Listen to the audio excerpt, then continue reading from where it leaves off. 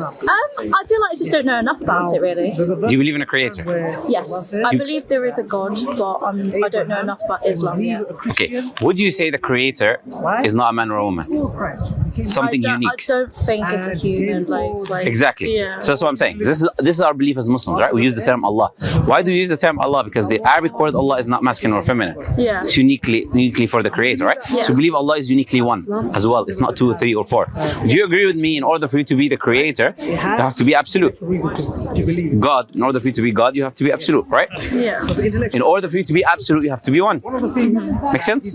Okay, so we believe Allah is uniquely one. We believe Allah is independent, meaning that Allah doesn't depend on anyone. Everything depends on Allah, right? So everything in the universe depends on something else. Yeah. Do you agree? Okay, so if everything in the universe depends on something else, there has to be something that is independent that everything depends upon. Yes. Right? You see, that's Allah. Yes. That's the creator that everyone depends upon. Okay? Allah doesn't beget, nor He's born. Doesn't have a father, parent, doesn't have children, doesn't have a grandfather. Right? Like some religions believe in that, right? But we say that doesn't make any sense. And there is nothing like unto Him, which means that anything that I can conceive in my mind is not Allah. Yeah. Allah is much greater than that. It's like saying, look at the sun for 10 minutes straight. Can you do it? No. Imagine the one who created the universe. Imagine the one who created the sun, the moon, the stars, right? And Allah says in the Quran, Allah is the light of the heavens and the earth. So if you're the light of the heavens and the earth, I can't even look at the sun. Imagine looking at the light of the heavens and the earth, right? So that is the creator that we believe in. Does that make sense to the same concept of God that you believe in? Yeah, it makes sense. Like, Okay. I do kind of follow that. Yeah. Okay, good. So you believe in Allah then? Okay. I suppose, yeah. Yes, because that's Allah's description. Like for example, if you look at the Hindu religion, if you look at, for example, there's different gods. I don't know which one you want to pick, right? Yeah. There's a god with an elephant head, for example. Depends which one. These are not the gods you believe in, No. right? So you don't believe in the Hindu gods. You don't believe in the Christian God, God the Father, Son, and Holy Spirit. You don't believe in that as well, right?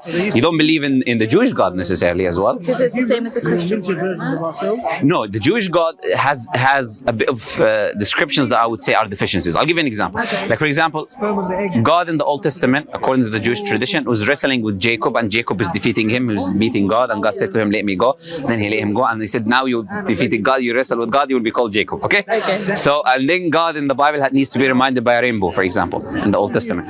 So he regrets created human beings. Do you know what regret is? When you do an action that you do not know the outcome of, you regret it, right? That's what regret is. But God's all-knowing. How can God regret something when He's all-knowing? Do you get the point? Yeah. So I'm sure you don't believe in that type of God that regrets, remembers by a rainbow, defeated by people, right? Yeah. So when I say you believe in Allah, you do believe in Allah, because all of these other attributes you don't believe in, Yeah. right? So you believe in Allah. Now about messengers and prophets of God. Do you believe in messengers and prophets? Listen, now we move into the next step now. Yeah. I don't know. Like, I guess if I read more about it, then Okay. I would, because I would be. My question is like, why would God speak to humans?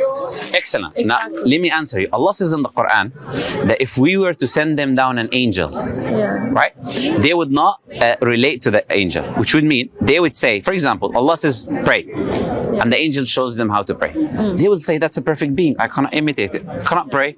Prayer is hard for me. You send down a perfect being, right? Yeah. If you were to send down a normal human being, I maybe I'll be able to follow it, right? Yeah. But if God sends a human being, and the human being demonstrates the best perfect manners that human being can do, then you and me, we can learn from that as an example.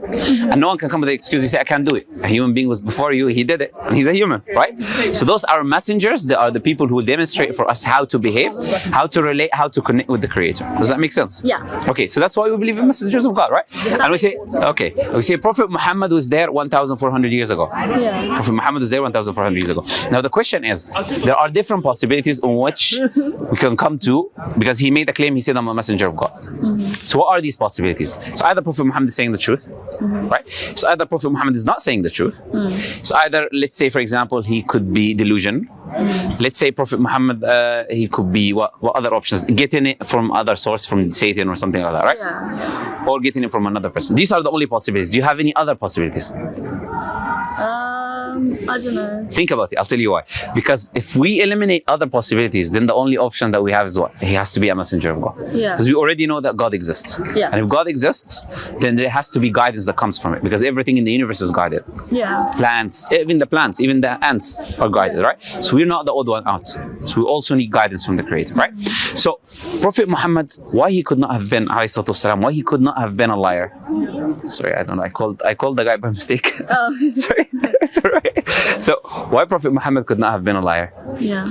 Because I completely lost my thing. Sorry. It's all right. Coming back to what I was saying. Okay. Prophet Muhammad lived amongst his people for 40 years. They had two titles for him in Arabic. It was called the Sadiq al-Amin. You know what they mean? They mean the trustworthy, the honest. He was called that by his people. This is prior to him delivering the message and saying, I'm a messenger of God. So when he was saying that, he was not yet receiving revelation from God. People lived with him for 40 years. And you know, in the past, people actually knew their neighbors, they knew the people around them, because there was no social media, sitting on your computer the whole day, right? You trade with people, go, they will know. If someone is a liar, he's already known in the community to be a liar. If someone is not good, does anything bad, it's already known. It's already spread through the community, right? Especially in small communities in Arabia, deserts of Arabia, right? So what we say is this: Prophet Muhammad, he was called the trustworthy and honest by his people, so his own people give a testimony that he's a trustworthy and honest person. That's the first thing. Second thing is, when the Prophet Muhammad got revelation, he went on top of a mountain and he said to his people, if I said to you there's an army behind this mountain, do you believe me? They said, we've never known you to lie. Then he said to them, I'm the messenger of God. They rejected him. Why? Because he said, stop worshipping the idols, stop worshipping the religion of your forefathers, right? These rocks that you make with your own hand. He didn't like that, so they rejected him, right?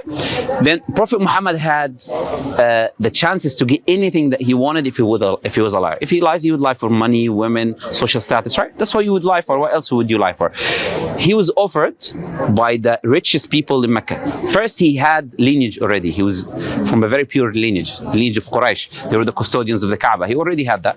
He already had honor. He was married to one of the richest women in Mecca at the time, and he was doing trades for her, right? So he had the money, he had everything, right? But still, when he started preaching his message, they offered him. They said to him, what do you want? You want to be a leader, or make you a leader over us? You want money, we'll give you money.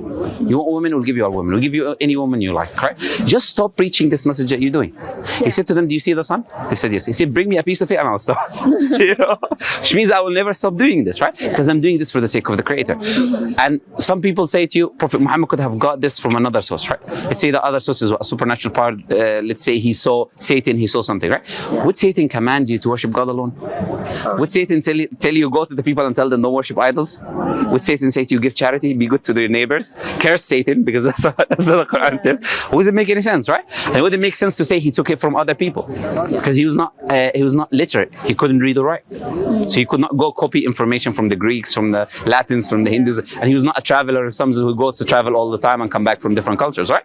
So he could not have copied it from someone else. Could not have been lying. And absolutely he could not have been delusional. Why? I'll give you an example. Prophet Muhammad's son died.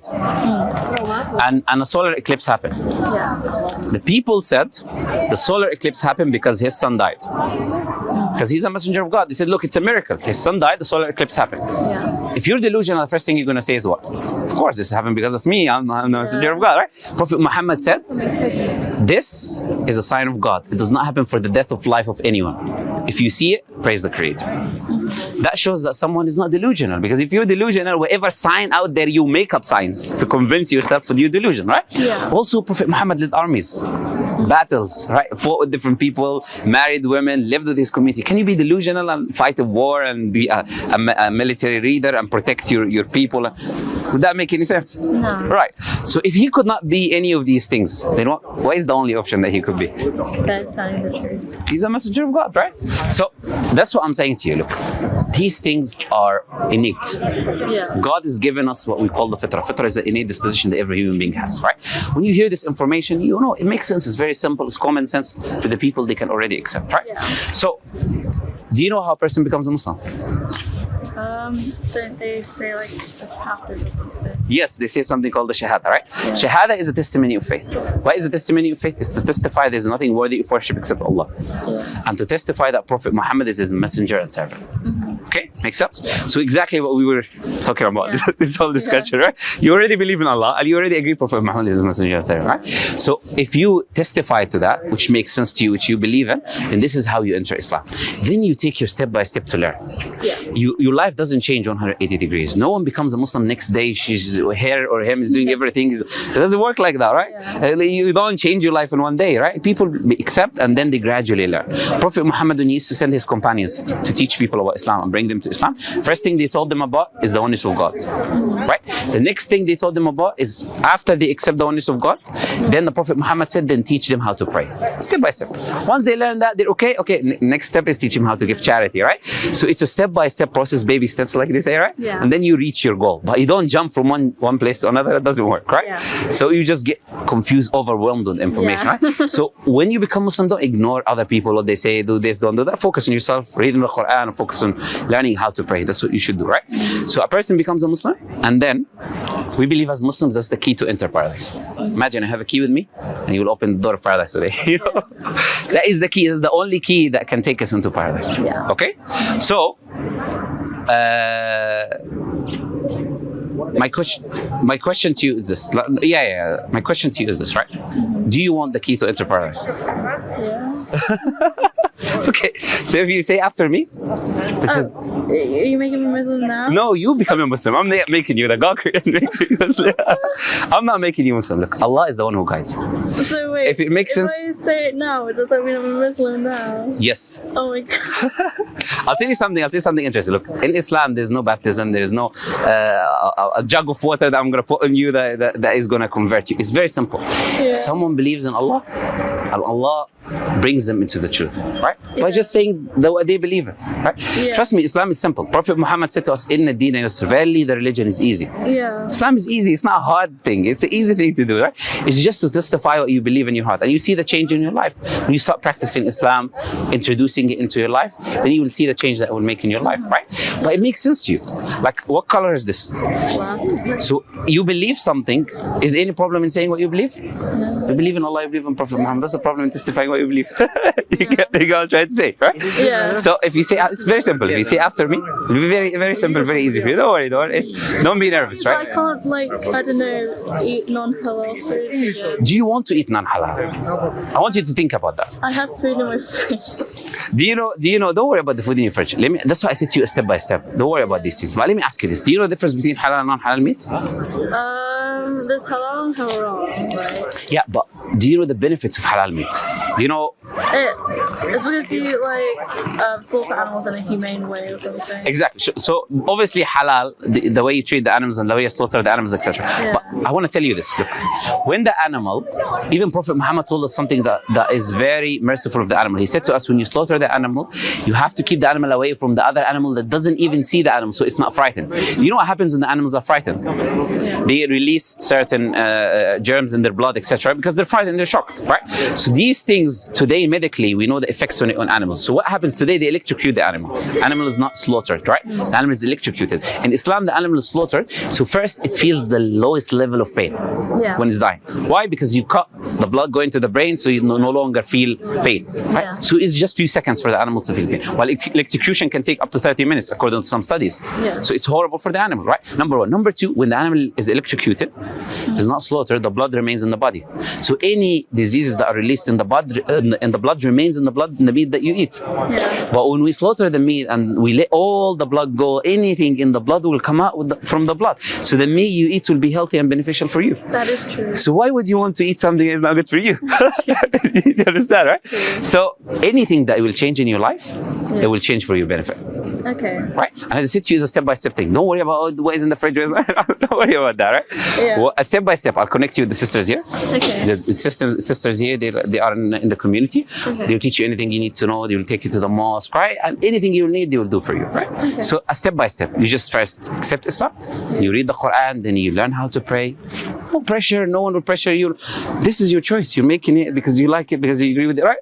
Okay, so say after me. Say, I testify. I testify. There's nothing worthy of worship. There is nothing worthy of worship. Except Allah. Except Allah. And I testify. And I testify. That Prophet Muhammad. That Prophet Muhammad. Is his messenger. Is his messenger. And servant. And servant. You see, this is very easy, right?